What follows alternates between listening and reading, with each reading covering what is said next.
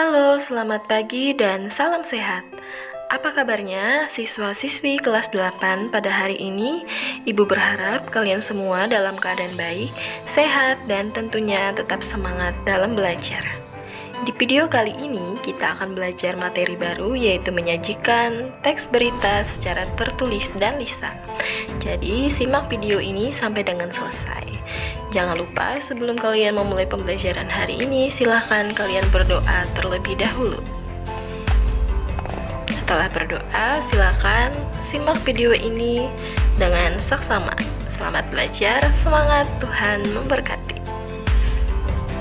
Nah anak-anak, setelah kalian mempelajari atau sudah memahami materi minggu kemarin, yaitu kaidah kebahasaan dari teks berita, nah sekarang kita akan menyajikannya menjadi sebuah teks berita yang dimana kita akan menyajikannya secara tulis dan juga secara lisan. Bagaimana caranya? Mari simak video ini sampai dengan selesai. Adapun kompetensi dasar, indikator pencapaian kompetensi pada materi kali ini yaitu 4.2 menyajikan data dan informasi dalam bentuk berita secara lisan dan tulis dengan memperhatikan struktur, kebahasaan atau aspek lisan, lafal, intonasi, mimik, dan kinesik. 4.2.1 menjelaskan pentingnya berita yang dibaca dan didengar. 4.2.2 menjelaskan informasi yang ada dalam berita secara lisan dan tulis dengan memperhatikan struktur kebahasaan. Mari kita bahas materi ini satu persatu. Menyajikan data informasi dalam bentuk teks berita. Mempraktikkan langkah-langkah menyusun teks berita, seperti yang telah dikemukakan di atas bahwa teks berita adalah yang berisi informasi tentang sebuah peristiwa atau kejadian yang baru saja terjadi, hangat, menarik, dan penting. Oleh karena itu, sebelum menulis teks berita, kita harus memiliki data dan informasi yang lengkap tentang peristiwa atau kejadian itu. Untuk itu, ada beberapa langkah yang harus dilakukan untuk dapat menulis teks berita. Langkah-langkah itu adalah sebagai berikut. Yang pertama, menentukan tema atau objek berita. Tema atau objek berita berupa peristiwa atau kejadian yang aktual, baru saja terjadi atau hangat. Peristiwa atau kejadian itu bisa tentang bencana alam, kecelakaan, kejahatan, perampokan, penganiayaan, pembunuhan, dan lain-lain. Olahraga, politik, ekonomi, pendidikan, kesenian, budaya, kegiatan, dan lain-lain. Yang kedua, menentukan sumber tema atau objek. Sumber tema dapat berupa peristiwa atau kejadian langsung atau tayangan video. Bagi seorang wartawan, sumber tema harus berupa peristiwa atau kejadian langsung. Sedangkan bagi pelajar yang sedang belajar menulis teks berita, sumber tema dapat berupa peristiwa atau kejadian langsung atau melalui video. Nah, yang ketiga, melakukan pengamatan atau observasi untuk memperoleh data dan informasi tentang sebuah peristiwa atau kejadian. Kita harus melakukan pengamatan atau observasi terhadap peristiwa atau kejadian itu secara langsung atau melalui video. Kita amati secara cermat peristiwa atau kejadian itu dan kita catat data hasil pengamatannya. Dan yang keempat, yaitu menyusun kerangka teks. Setelah mendapatkan data dan informasi hasil pengamatan, kita olah dan kita organisasi data tersebut menjadi sebuah kerangka yang berisi ide pokok yang berkaitan dengan unsur berita 5W plus 1H. Yang kelima, mengembangkan kerangka menjadi teks.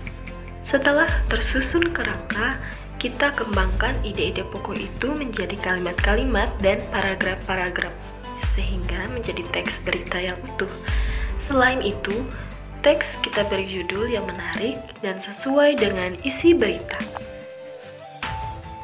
Nah, demikianlah penjelasan dari materi menyajikan berita secara tertulis. Sekarang kita akan mempelajari materi menyajikan berita secara lisan. Silakan kalian simak video berikut ini. Kalian telah belajar cara menggali informasi dengan kaidah 5W 1H. Perhatikan contoh informasi berikut. Apa peristiwanya?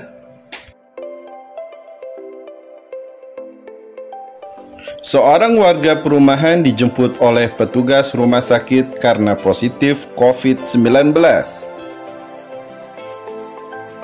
Siapa yang terlibat dalam peristiwa tersebut? Pramugara berusia 27 tahun yang baru kembali dari Singapura positif COVID-19. Petugas RSUD Cibinong dengan APD lengkap dan ambulans.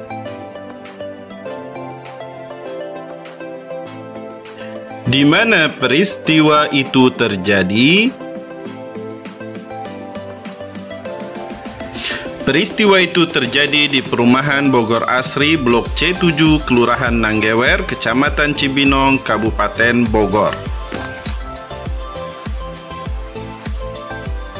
Kapan peristiwa itu terjadi? Peristiwa itu terjadi pada Selasa 27 Maret 2020 pukul 13.00 waktu Indonesia bagian Barat. Mengapa peristiwa itu terjadi? Peristiwa penjemputan itu terjadi karena hasil tes swab pramugara itu positif COVID-19. Bagaimana peristiwa itu terjadi? Petugas dari RSUD Cibinong menelpon pramugara itu dan menjemputnya dengan ambulans untuk diisolasi di RSUD. Data 5W1H tersebut kemudian disusun jadi teks berita.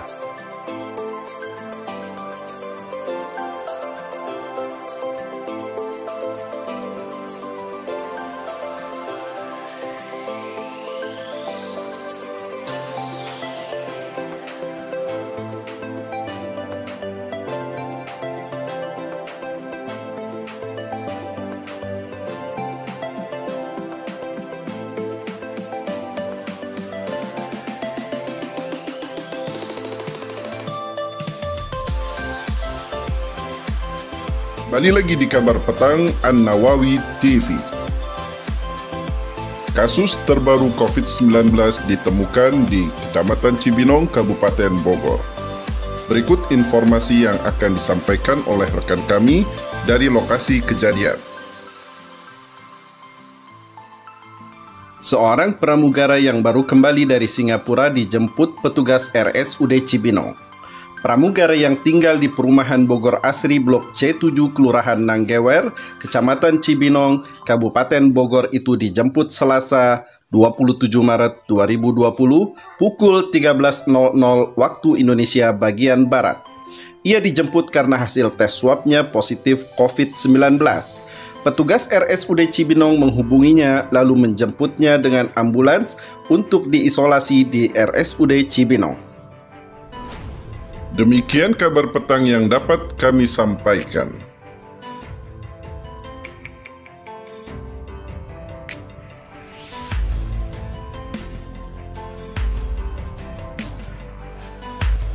Nah, sekian pembahasan mengenai materi menyajikan teks berita secara tertulis dan lisan. Semoga sampai di sini kalian dapat memahaminya. Selanjutnya, silakan kalian ke classroom untuk mengikuti petunjuk penugasan hari ini. Terima kasih. Semoga video kali ini bermanfaat bagi kalian. Selamat pagi, salam sehat dan tentunya tetap semangat. Tuhan memberkati.